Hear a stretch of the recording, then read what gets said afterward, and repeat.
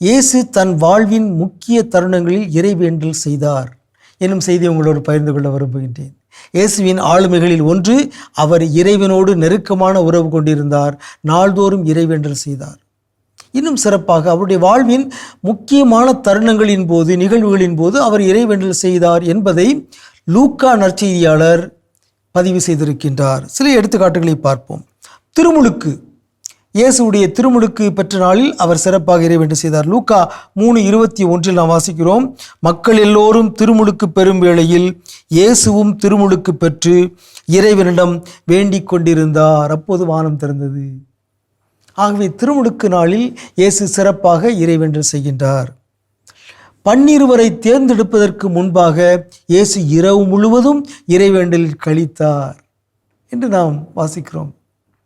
ஆகவே 12 தேர்ந்தெடுப்பது இயேசுடைய வாழ்வில் முக்கியமான ஒரு தருணம். அதற்கு முன்பாக இரவு முழுவதும் அவர் இறைவேண்டலில் ஈடுபட்டார்.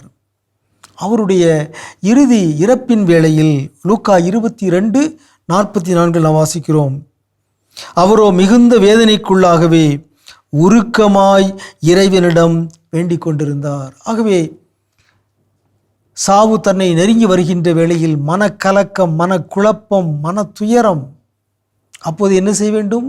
இறைவனை நாட வேண்டும், இறைவேண்டல் செய்ய வேண்டும். சிலருடைய வாழ்வில் நெருக்கடிகள் வருகின்ற பொழுது இறைவனை மறந்து விடுகிறார்கள், அல்லது இறைவனிடம் இறைவேண்டல் செய்வதற்கான ஆற்றலை, ஆர்வத்தை இழந்து விடுகிறார்கள். அப்போதுதான் கூடுதலாக இறைவேண்டல் செய்ய வேண்டும்.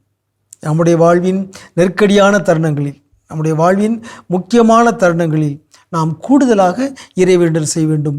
இயேசு அதற்கு மிகச்சிறந்த எடுத்துக்காட்டாக இருக்கிறார். அவர் இரத்த வியர்வை சிந்தினார்.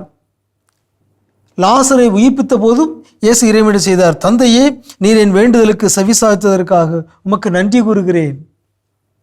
ஆகவே முக்கியமான வாழ்வின் முக்கியமான தருணங்களில் இயேசு இறைவேண்டல் செய்தார். நம்முடைய வாழ்வின் முக்கியமான தருணங்களில் நாம் இறைவேண்டல் செய்ய வேண்டும்.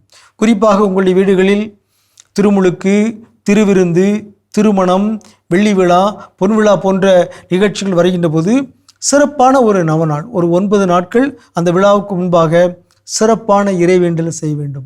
தூய ஆவியாரை நோக்கி மன்றாட வேண்டும். கடவுளுடைய இரக்கத்திற்காக மன்றாட வேண்டும்.